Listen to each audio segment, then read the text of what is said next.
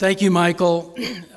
Thank you for that introduction, and thank you for your remarks. And Michael mentioned to me just a minute ago that he's got a tie on today. It may be the only time he'll wear one this year, so thanks for dressing up, Michael. Thank you for that wonderful welcome back. It's good to be back, and it's great to see you all. You know what? You're a good-looking bunch. Besides looking so good, you are, in my mind, the best faculty, the best staff, and administrative team in the CSU. Okay? Maybe in the world, Gus. Maybe in the world. Let me welcome back those of you that have been away for the summer and are just returning to campus. It's all happily familiar to me. Michael and I were talking about up here a few minutes ago, the wonderful energy you feel in this room when we begin a new fall semester. Over the last year, there have been a number of you appointed to new duties and responsibilities. Some of you are new to the university, and some have been promoted. I want to thank those of you that have joined up with us, the new members. And I'd like to acknowledge and thank those of you that have taken additional responsibility, put more in your pack with new responsibilities. I would like to introduce our new Vice President, Dr. Jason Laker. Jason is the Vice President for Student Affairs, and he comes to us from Queen's University in Ontario. Jason, if you can stand up and give him a chance to see you.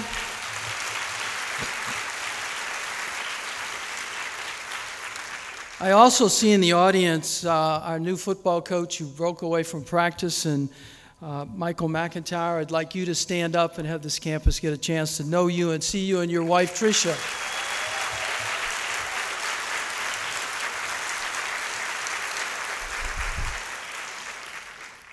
Standing here today was not something I expected to be doing. But I want you to know it was an easy decision to return. Amy and I have a very deep affection for this university, and we really care about what happens here. We've enjoyed the last 2 years in Anthem, Arizona. Anthem is on the far north side of the Valley of the Sun, which is what Phoenix likes to call itself. During the last 2 years, we've had the opportunity to visit with high school and college friends. I went to my 50th high school reunion, and anybody who's done that will have to trade stories. And friends from San Jose who made their way to Arizona. We were able to spend time with our children and our grandchildren in Houston and Charleston, South Carolina. And of course, we had a lot of time with our son, Jeff, his family, who live in Anthem, just 2 miles from us. Jeff and his wife, Lindsay, are on the faculty at Arizona State and keep me involved in conversations about their life at the university. I've been home a lot more than Amy is used to. And that has been interesting for both of us. I think I spent the first year negotiating with her as to who was in charge. If you ask her, she will tell you that that negotiation took much less time than that, and there was never any doubt who was in charge. Before we get more serious, I want to tell you a story.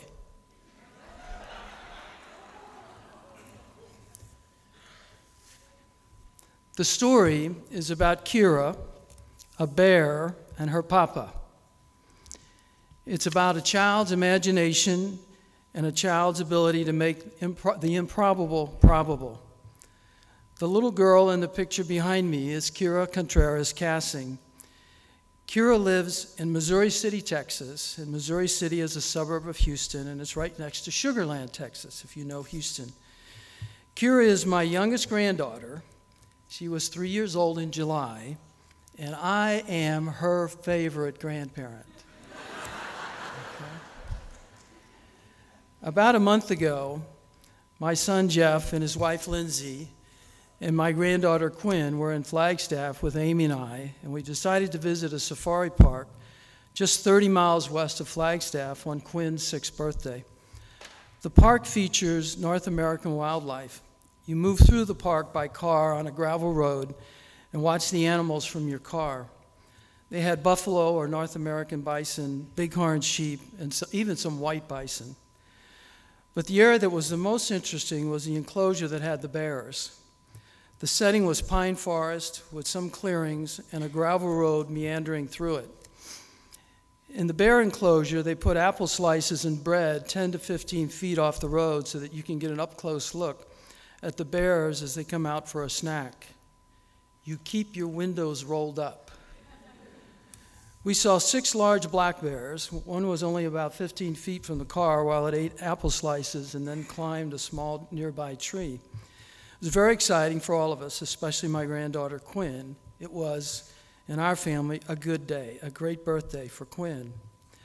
So the next day, I received a call from Kira. We talk a couple of times a week. She started nursery school today, so I have to call her tonight. Remember, I'm her favorite grandparent. So I decided to tell her about our adventure to the safari park with her cousin Quinn.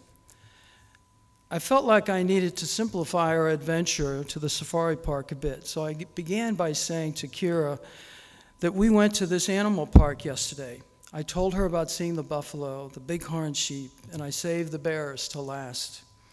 I began to tell her about seeing the bears eating the apple slices and being just a few feet from the car. And she was very quiet for a second, and then she asked, "Bears?" Her voice raised a bit, and I said, "Yes, bears." She is quiet again for a second, and in the silence, I can tell that she is turning this over in her mind.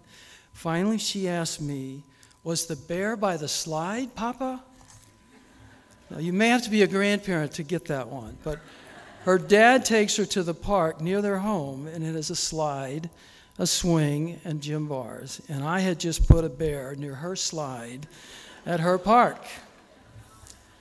That's the power of a child's imagination, the purity of thought, and the absence of restriction. Today, I want to spend some time talking about imagination and the power of ideas in our lives and in the life of the university. A number of years ago, I ran across a discussion about how administrators, leaders, and really anyone in a supervisory role can affect the life of an idea. For instance, if you come to me with an idea, I could squash that idea in an instant for any number of reasons. I don't know if your idea will turn out to be a good idea or a bad idea. I may not feel that I have time or the staff or the funding or room on my agenda for a new idea. What I do know is I can kill your idea in an instant. However, each of us has a responsibility to let ideas live. In the kind of environment we face today at our university, when resources are tight and uncertainty is in the air, ideas often tend to get tabled. But it's at these times when we need ideas and imagination the most. We need to bring our best ideas to life and reimagine the university. We can fulfill our greatest ambition if we think creatively and work collaboratively. I recognize that there are many things that have changed since you and I were last together. The budget situation has created or caused difficult decisions, anxiety, and shared sacrifice among the faculty, the staff, and the students alike. As for the staff, you've taken on new burdens. You have provided services to sometimes frustrated students and colleagues, and some of you have even had new roles thrust upon you. Faculty members, you have shouldered new loads, led full classes, and made do with less support. Students have seen costs rise and learned difficult lessons in patience, resourcefulness, and fortitude just to navigate the education that we are here to provide. Times are difficult. President Whitmore was careful to always emphasize the fact that this is not a temporary budget crisis, and he was right. We have been through a deep recession with lingering unemployment rates and slow economic growth. As a result, the state budget has been shrinking for several years. We are living in a new reality, and we must continue to adapt to it. The state resource framework is simply smaller. The good news is that for everything that has changed, there is much more that has not changed. Over the past few weeks, as I have been getting reacquainted with all of you, I have been heartened by the steadfast character you've all shown. The passion for scholarship and knowledge, the commitment to teaching and serving students, the creative energy that makes this community so extraordinary and so special. These are the reasons why when Charlie Reed called me up and asked me to put my retirement on hold, there was no question in my mind. I chose to return because of my confidence in the people at our university, you. People like our newest dean, Sheila Benefield of the College of Social Science. Dean Benefield said something recently for me really captured the moment of opportunity that is before us today.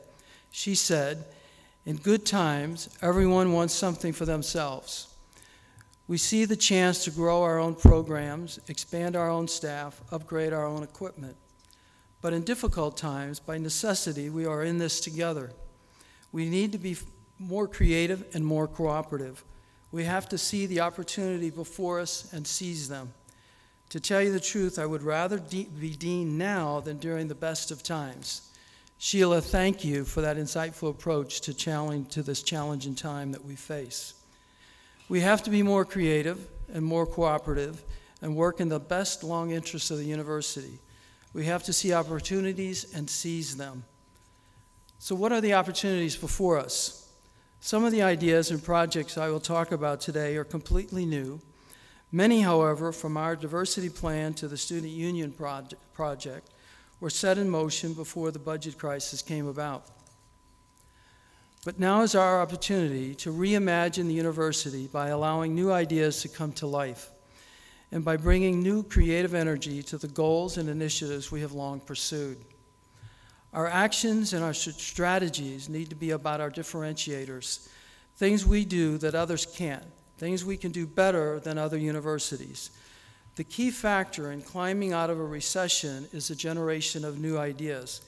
We live in a region that confirms that certain places with strong aggregations of talent clusters, key research institutions, and a climate conducive to change and risk-taking account for a disproportionate share of valuable new ideas.